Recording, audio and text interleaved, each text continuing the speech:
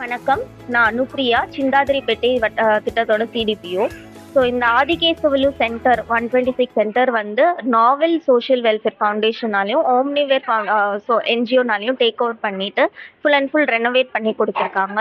So இங்கே அவங்க வந்து full complete EB work, inner and outer painting, child friendly play materials, அதுக்கப்புறம் குழந்தைங்களுக்கு பாதுகாப்பாக இருக்கணுன்றதுக்காக mosquito net, door, half door எல்லாமே ஃபுல் அண்ட் ஃபுல் அவங்க போட்டு கொடுத்துருக்காங்க. ஸோ குழந்தைங்களுக்கு போதுமான அளவு ஃபர்னிச்சர்ஸ், அவங்க படிக்கிறதுக்கு. என் பெயர் மாலதி. நான் 18 வருஷமா அங்கன்வாடி பணியாளராக வேலை செய்கிறேன். இந்த சென்டரில் வந்து ஃபஸ்ட்டு 20 குழந்தைங்க வந்திருந்தாங்க. பாதுகாப்பு இல்லாமல் இருந்தது இடம். இப்போ வந்து இந்த சென்டர் இப்போ ரெடி பண்ணி கொடுத்துருக்காங்க. நெட்டு போட்டிருக்காங்க, கொசு வலைக்கு நெட்டு போட்டிருக்காங்க, நல்ல டிராயிங்லாம் வரைஞ்சிருக்காங்க. குழந்தைங்க வந்து 20 குழந்தைங்க இருந்ததால் இப்போ வந்து அதிகமாக 5 குழந்தைங்க சேர்ந்துருக்காங்க. இதெல்லாம் செய்ததால் இப்போதைக்கு குழந்தைங்களுக்கு சேஃப்டியாக இருக்குது. இந்த இடத்துக்கு பேரண்ட்ஸ் வந்து ரொம்ப நல்லா இருக்குது சென்ட்ரு அந்த மாதிரி சொல்லி.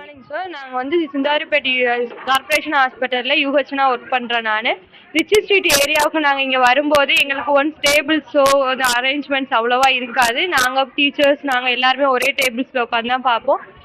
இப்போ வந்து எங்களுக்குன்னு செப்பரேட்டாக ஒரு சேர், டேபிள்ஸ், நோட் ரெக்கார்ட்ஸ் வைக்கிறதுக்கு கபோர்டு முதற்கொண்டு கொடுத்துருக்காங்க.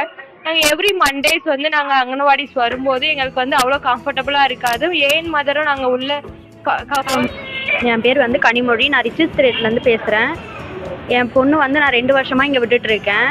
இங்கே வந்து ஃபஸ்ட்டு சேஃப்டி இல்லாமல் தான் இருந்தது. ஃபுல்லாக பசங்களாம் எகிரி குதிக்கிறது, ஃபுல்லாக கொசு தொல்லை, எலிலாம் வந்து இந்த மாதிரி ரொம்ப தொந்தரவு பண்ணிகிட்ருக்கோம். இப்போ எதுவுமே இல்லாமல் எகிரி குதிக்க முடியாத அளவுக்கு நல்லா சேஃப்டியாக பண்ணி கொடுத்துருக்காங்க. எலிலாம் உள்ளே போகாத அளவுக்கு நெட் போட்டு கொடுத்துருக்காங்க. என் பொண்ணு வர்றதுக்கு ரொம்ப ஹாப்பி படுறா. என் பொண்ணே தானாகவே ஓடியாரா ஸ்கூலுக்கு நான் போகிறேன் அப்படின்னு சொல்லிட்டு. இப்போ நிறைய மாற்றம் வந்ததுனால நாங்கள் தைரியமாக என் பொண்ணை அனுப்பிச்சி வைப்போம்.